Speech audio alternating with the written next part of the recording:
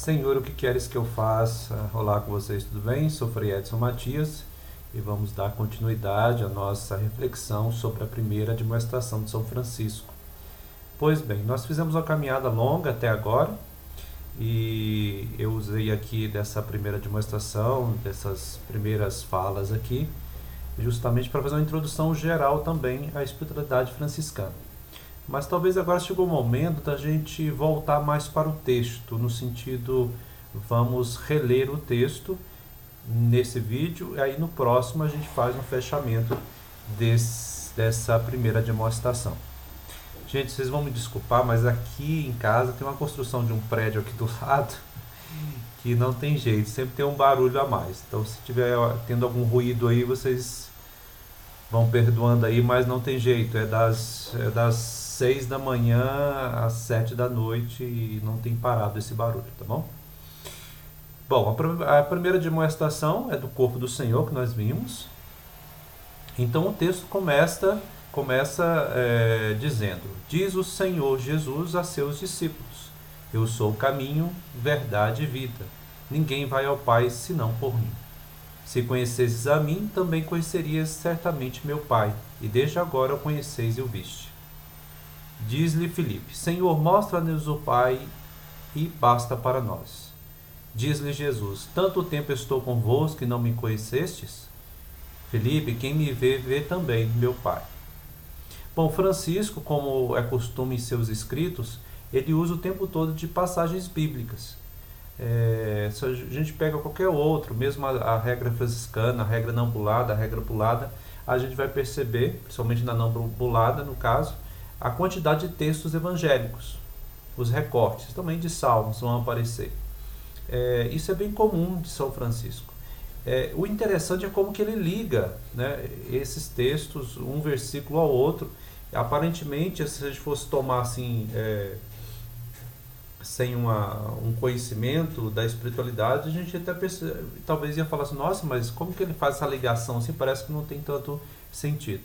Mas ele vai construindo esse sentido como se fosse a semelhança de um poema, né? Vamos dizer assim. Mas ele quer passar uma mensagem. Então, usa desses textos que nós vimos aqui, o Senhor, na relação com o Filipe, né? Quem me vê, vê o Pai, né? Ou seja, quem está dentro dessa experiência é capaz de ver o Senhor. Aquilo que a gente falava em outros vídeos, né? A experiência da pobreza, a experiência do ver espiritual, que é estar dentro dessa fonte, dentro dessa vertente da experiência cristã, o encontro pessoal com Cristo. O Pai habita em luz inacessível e Deus é Espírito. A Deus ninguém viu. Por isso não pode ser visto senão em Espírito, porque é o Espírito que vivifica, a carne não adianta para nada. Lembrando que Francisco faz essa oposição entre espírito e carne. Aí a carne aqui não é no sentido simplesmente corporal, é no sentido de orgulho, a carne como comportamento orgulhoso. Nós já falamos isso em outro vídeo. Espírito, esse modo de ser de Deus. Então somente pode ver o Senhor aqueles que estão nessa dinâmica do Espírito, que estão longe do orgulho. Mas nem o Filho, no que é igual ao Pai, é visto por alguém diferente do Pai, diferentemente do Espírito Santo. Por isso todos que viram o Senhor Jesus segundo a humanidade não viram e creram segundo o Espírito e a divindade que ele era, o verdadeiro Filho de Deus, foram condenados. Então aquela ideia que nós falamos também, que os primeiros ali que estavam junto com Jesus, muitos não o reconheceram, porque não foram capazes de enxergar com os olhos do Espírito, ou seja, enxergavam simplesmente com o olhar da carne, o olhar do olhar orgulhoso. Vamos ter aí, por exemplo, os fariseus, mestres da lei e tantos outros que viram o Senhor pessoalmente, mas não creram nele, porque não enxergavam as suas obras, que revelavam o reino de Deus que tinha chegado.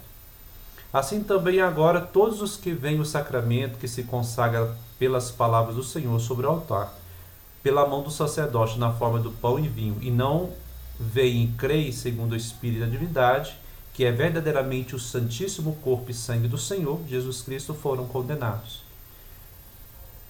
pelo testemunho do próprio Altíssimo, que diz: este é meu corpo, é meu sangue do Novo Testamento, que será derramado por vós. E aqui a ideia da condenação, né, pode assustar alguns. Nossa, mas Francisco é tão homem da paz, como que ele vai falar em condenação? Mas aqueles que não veem dentro dessa corrente, vamos dizer, espiritual, ou seja, o modo de ser de Deus, não enxergam a Deus e colocam toda a sua esperança no próprio orgulho. Então não é que Deus condena, mas a própria escolha do ser humano que coloca a sua esperança, toda a sua vida sobre as coisas que não têm sentido, que são superficiais, passageiras. E aí que vem o orgulho. E essas pessoas caminham na condenação no sentido que elas optam pelo orgulho e não por Deus, Criador de todas as coisas. Preferem as próprias ideias, as próprias verdades, negam o Criador, negam que tem uma origem divina, que tem um fundador, ou seja, não obedecem ao Criador e escolhem o orgulho e andam na condenação. Por isso, filho dos homens, até quando tereis um coração pesado? Porque não conheceis a verdade e credes no Filho de Deus? Eis que ele se humilha diariamente, como quando veio do trono real ao útero da Virgem. Vem diariamente a nós, ele, mesmo aparecendo humilde, desce todos os dias do seio do Pai sobre o altar, nas mãos do sacerdote. E como se mostrou aos santos apóstolos em carne verdadeira, assim também a nós agora no pão sagrado.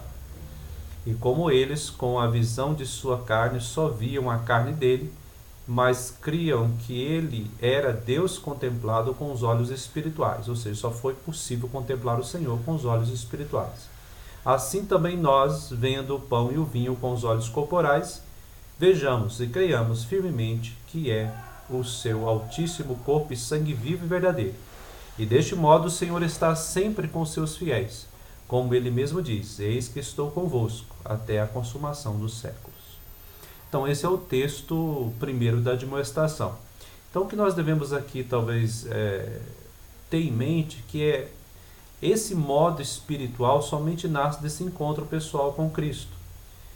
E como que a gente pode pensar, como que isso nasce, como isso é possível que a gente alimente isso?